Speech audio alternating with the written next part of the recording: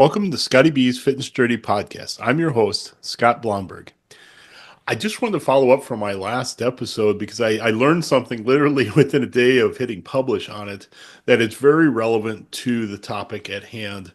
And that was one of the two fallacies I discussed in episode 6. So I'm going to call this episode 6.5. It's not the promised second episode where I talk about intermittent fasting and other things I've learned about what to do for nutrition. But I just wanted to quickly get on with you guys and share with you what I've found. I was doing some research and watching some podcasts and videos by Dr. Jason Fung, and I noticed that he was referencing a particular researcher at the NIH over and over again and using a lot of his graphics. That research is his name is Kevin Hall. He's actually a PhD, not an MD, and I was able to find his body of work, and he has led, and his team has done dozens of studies on this subject of weight loss, of nutrition, of what works, what doesn't work. Um, and so it's really interesting to see that someone is actively pursuing this. And as I mentioned, one of the reasons I like Dr. Jason Fung is he's always has well referenced works. And as I mentioned, the Dr. Hall is referenced many times in his work.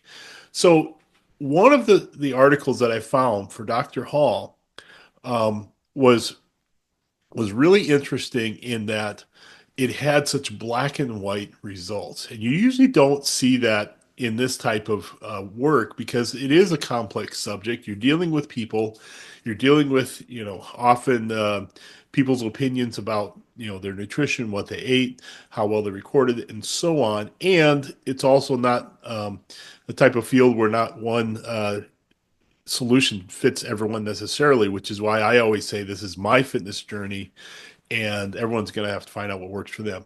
Anyway, one of the papers that Dr. Hall wrote was in 2016. So it's actually 8 years ago. And the title of the paper was Persistent Metabolic Adaptation 6 Years After the Biggest Loser Competition.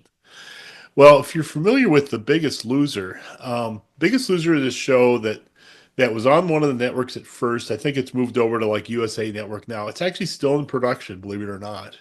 And after you hear what I found, you'll be amazed that it's still in production. Well, the format of the show is at 30 weeks. They grab a number of people that have to lose weight and they go through extreme exercise and a restrictive calorie deficit diet. As I mentioned to you yet on the previous episode, that's one of the things that I find is a fallacy is that restrictive calorie deficit diet works and for long-term weight loss. Well, um, in this study, they ended up tracking 14 of the first 16 winners of the show. During the show, these 16 winners lost an average of 128 pounds. 6 years after the show is when they were doing the tracking. So they took all of those winners, they fast forwarded 6 years and said, okay, where are they now? Well, 6 years after the show, on average, those winners of the show who had lost 128 pounds regained 70% of their weight or over 90 pounds. In fact, three of the winners actually weighed more 6 years later than they did before they participated in the show. Um, Looking at this data, I was just amazed. So 13 of the 14 people gained weight. Of those 14 people, there was actually just one person. One person continued to lose weight. And interestingly enough, that one person was actually the person who won the show with the least amount of weight loss.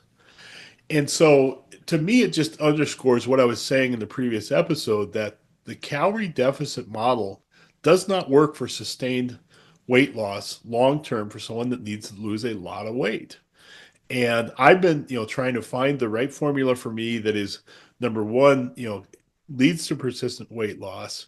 But number two, helps me transition into something. Clearly, this show and its formula of restrictive diets and extreme exercise does not do that. I think another factor here probably is that they weren't able to maintain that extreme exercise either. And so all of a sudden, their calorie burn went down. They probably, had some metabolic adaptation, as the title of the article says, and so this is what it showed. And like I said, I'm just amazed that the show is still on and still following this formula because it clearly doesn't work. So anyway, there's my quick Scotty B's Fitness Podcast bonus edition. Version 6.5, I'll call it. I'm still working on the next episode where I talk about what I have learned for nutrition, what the right ways to do, the right ways to do macros, and of course, my intermittent fasting. And then I'll also share with you, either in that episode or maybe in a separate episode, um, my adventure with long-term fasting and what I do to pull off a long-term fast in terms of what I consume and how it's been going. So thanks for tuning in again. Again, there's always, if anyone wants to reach out to me and ask me for help or advice, feel free to. I look forward to hearing from you. Thank you. Bye-bye.